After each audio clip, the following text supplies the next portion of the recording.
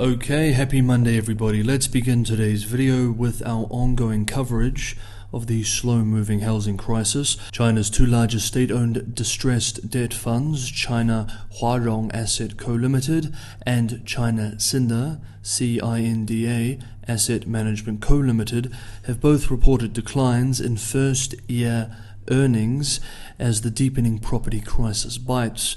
According to corporate filings, net income for the first 6 months at Cinda dropped 33% to 4.51 billion yuan, $652 billion, and Huarong fared worse, seeing a net loss during the same period.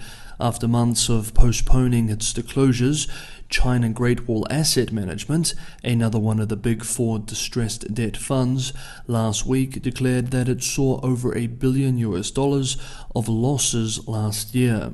Quote, China's distressed debt managers have been in turmoil as aggressive lending to embattled developers and unchecked expansion into other areas during the sector's boom years has beset the $730 billion funds with heavy credit losses, sending their bonds tumbling. Beijing is now weighing a preliminary plan to restructure the sector that could see state-backed entities take over 3 of the firms. End quote. These massive state-owned asset management companies are heavily exposed to the property sector.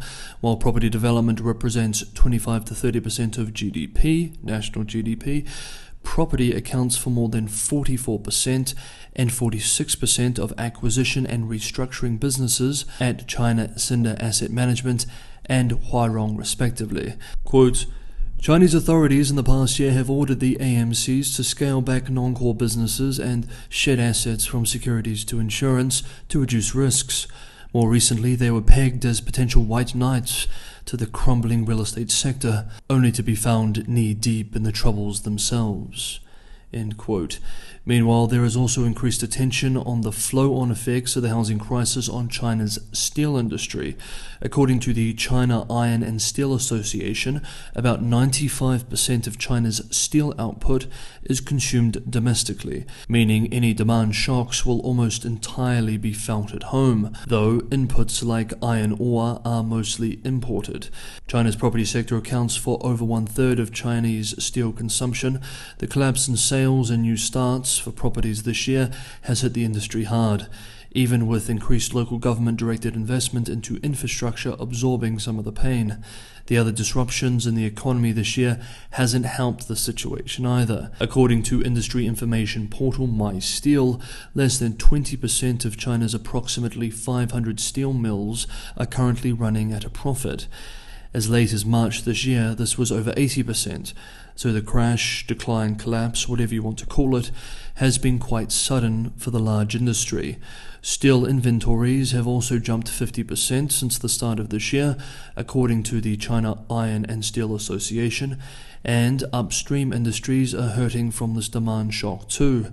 For example, Chinese financial media outlet Caixin writes that ferrous metal smelting and rolling plants, key segments of the steel industry, saw quarter-on-quarter profits decline an incredible 94% in Q2 this year.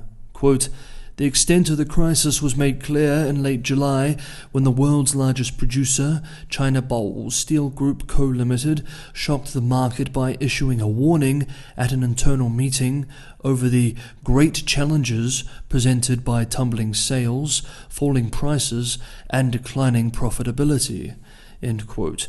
The chairman of the above-mentioned group reportedly expressed in that July meeting, quote, it is time to prepare for a long winter. End quote. Another chairman of a major private steelmaker, Li Gambo, expressed last month, quote, we need to prepare for losses over the next 5 years. End quote. And a steel trader speaking to Caixin reporters this week bluntly admitted, quote, the focus now is survival, and we can't blindly bet on a rebound because the chances of this are far too low. End quote.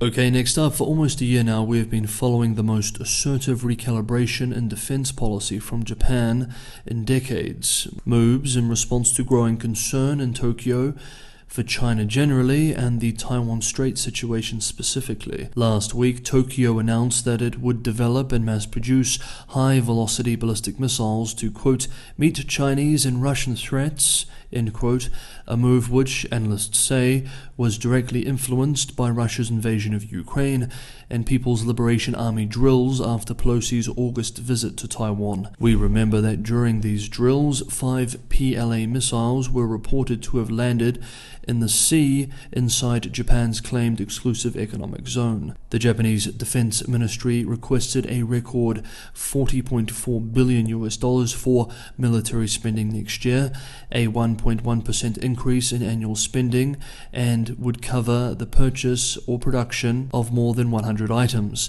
This includes the previously mentioned missile systems, other missile systems, and also 6 SH-60L anti-submarine patrol helicopters and surveillance vehicles.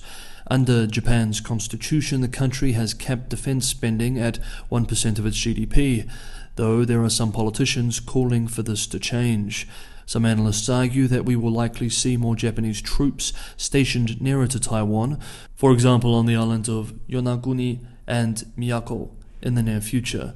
Japan's long-term strategic competition with China has a regional aid component also. Japanese outlet the Yomiuri Shimbun reports that Tokyo plans to revise its development cooperation charter's Seifu Kaihatsu Injo, or Official Development Assistance, ODA, which sets guidelines for Japan's official development assistance to developing countries in the first half of next year.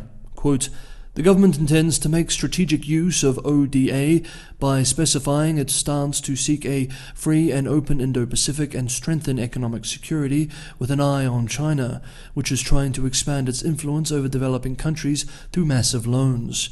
If the revisions are made, they will represent the first changes to the Charter in 8 years. End quote.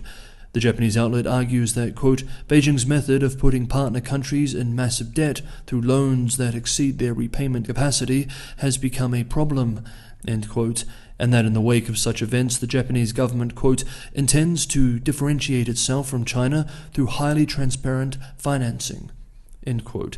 The challenge in this effort may be funding, however. The ODA budget is almost half of what it was at its height in 1997. Now, on top of these developments, there are also diplomatic moves.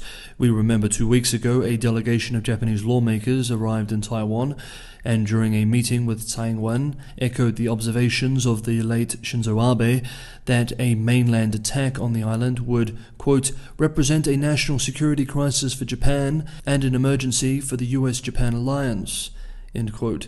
Despite this, however, analysts agree that Tokyo has no intention of formally recognizing Taipei. Such a move would be too destabilizing for the region and destroy its critically important economic relationship with Beijing.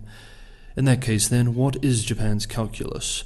Quote, a potential forceful unification of Taiwan would fundamentally affect Japan's national security and does not seem any longer unimaginable after the attack of Russia on Ukraine.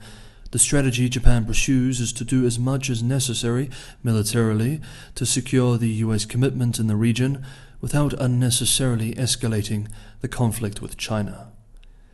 End quote. Hey guys, if you enjoyed today's episode of China Update, don't forget to hit the like button. It's a huge help. And for anyone who wants to go the extra mile and help me keep China Update sustainable and primarily subscriber supported, Patreon and Buy Me a Coffee links are in the description below. This is one of the best ways to help me continue making these episodes for you guys every day. Okay, that is today's episode of China Update. Thank you so much everybody for watching. Thank you everybody for the ongoing support, and I will see you all tomorrow.